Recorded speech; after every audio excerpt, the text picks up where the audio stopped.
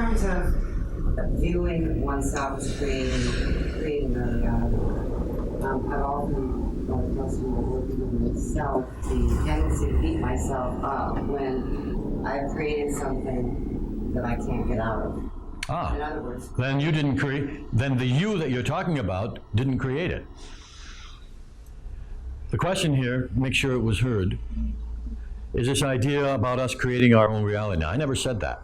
no. Okay, but there is this idea about that we create our own reality, and she had the problem with beating herself up when she created something that she couldn't get out of.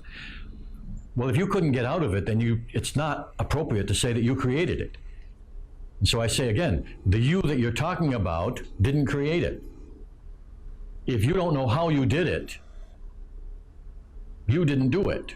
Well, it says stub my toe. That's right. Okay. Why did I do that? You don't know. This happened. Careful now, see? Okay. The very here right now, you don't know why you did it. So you didn't create it. Right? Some larger part of you did. So the only way you're going to know how to get out of it, if it's that important, is to expand and identify with that larger part. Then you'll know. And then you'll also know how to get out of it. Or, without trying to find out the reason, you can say, okay, larger part, whatever you want to call that, okay? Give me some inspiration for getting out of this, because I don't know how to do it. Okay?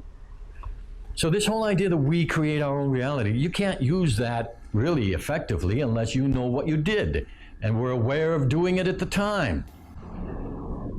Okay? Then you can say, I created my own reality. And so a lot of people have had a guilt trip laid on them because of this, and it's the logic doesn't work. Okay? So you're saying that creation requires consciousness? Absolutely. Yes. Otherwise, it's some other part of you, or a larger part of the universe, which is doing the creating. Now, we can either expand to become that, or we can ask for its help. So when you can't find your way out of a situation, ask for help. That help will always come.